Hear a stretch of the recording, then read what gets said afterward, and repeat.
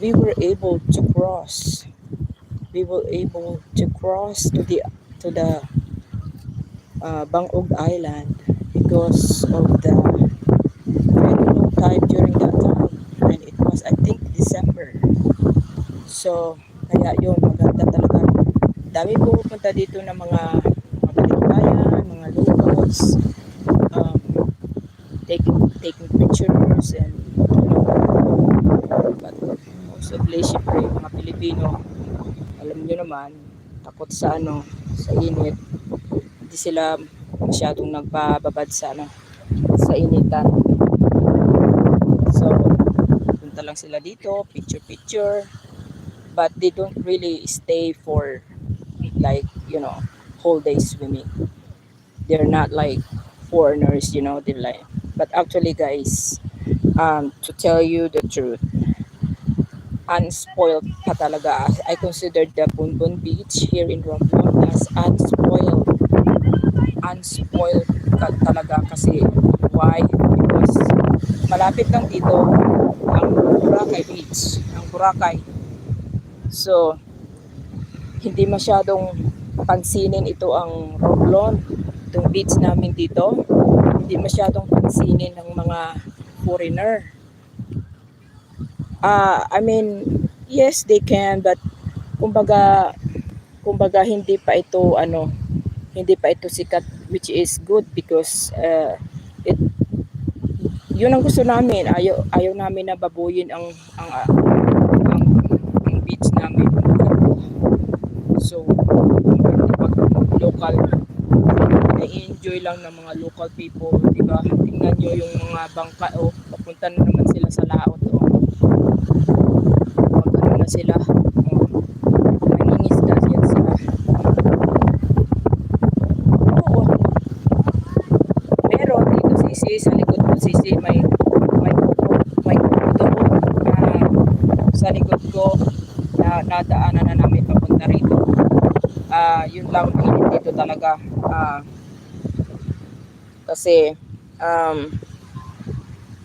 maganda dito talaga. Gustong gusto ko yan. Yan maganda, walang kubo-kubo. Pero doon sa nadaanan namin sa gilid, the property owner, they put kubo cottages. They put cottages and restroom. Meron sila doon. But syempre, you have to I think you have to pay 400 pesos for the 4-day use. Yun, sisi. 15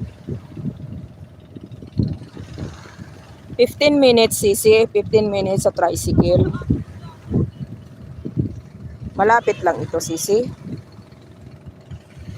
Kung gusto mo ngang mag-hiking, walking, pwede. Kasi malapit lang ito. Pero it takes you 10 to 15 minutes from my house to here. So, yun. Maganda. Minsan pumunta kami dito ni Habi, just magbabad lang and then magpahangin. Grabe, ang ganda talaga. Napaka tahimik, napaka super relaxing.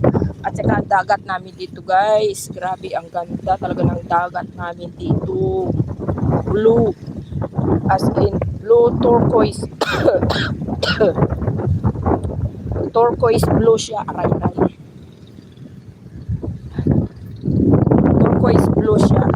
So you have the option kung saan mo gusto maglangoy, dyan sa medyo rougher. Kasi open sea na yan dyan doon.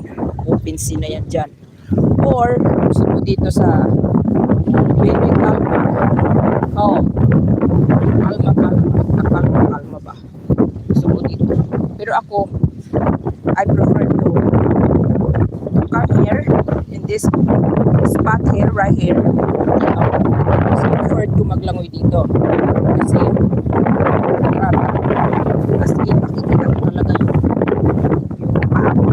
kasi kalma at saka aray ko. Tapos soft